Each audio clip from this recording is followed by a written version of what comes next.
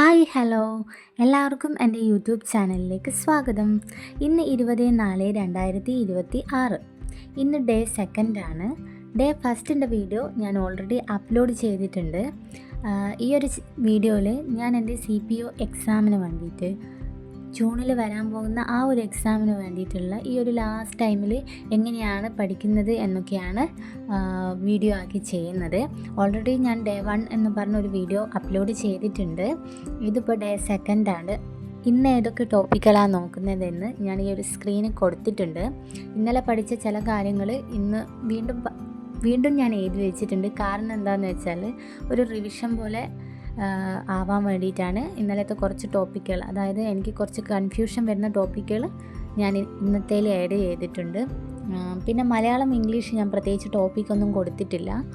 ഏതാണോ എനിക്ക് തോന്നുന്നത് അത് നോക്കാമെന്ന് വിചാരിച്ചു. പിന്നെ മാത്സിൽ ദിശാവബോധമാണ്. പിന്നെ എക്കണോമിക്സിൽ ഒരു SSCRT ചാപ്റ്റർ ഞാനിതിൽ ഇൻക്ലൂഡ് ചെയ്തിട്ടുണ്ട്. ജനസംഖ്യ, കുടിയേറ്റം, വാസസ്ഥലങ്ങൾ.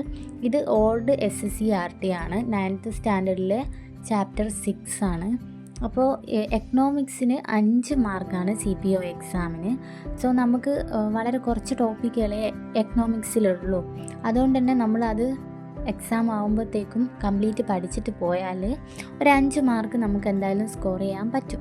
അതുകൊണ്ടാണ് എക്കണോമിക്സിൽ ഈ ഒരു ചാപ്റ്റർ ഇപ്പോൾ ഞാൻ സെലക്ട് ചെയ്തിട്ടുള്ളത്.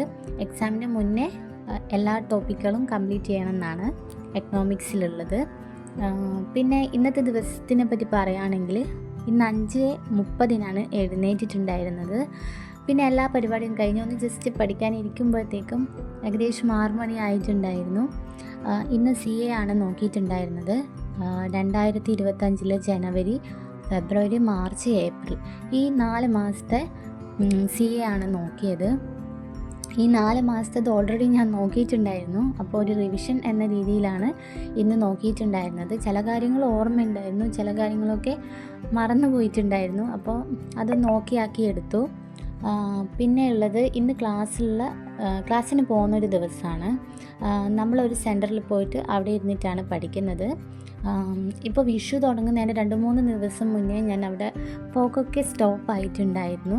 അതുകൊണ്ട് തന്നെ അത്രയും വിഷു കഴിഞ്ഞ് ഇപ്പോൾ ഇത്രയും ദിവസമായിട്ടും പ്രൊഡക്റ്റീവായിട്ട് ഒരു ദിവസം പോലും പഠിക്കാനും പറ്റിയിട്ടില്ല. വീട്ടിൽ ഇരിക്കുന്നതിനേക്കാൾ കൂടുതൽ നമ്മൾ ആ സെൻറ്ററിൽ പോവുകയാണെങ്കിൽ എല്ലാവരും ഇരുന്ന് പഠിക്കുന്നതൊക്കെ കാണുമ്പോൾ എന്തായാലും നല്ല അടിപൊളിയായിട്ട് അവിടെ ഇരുന്നിട്ട് പഠിക്കാനാവും.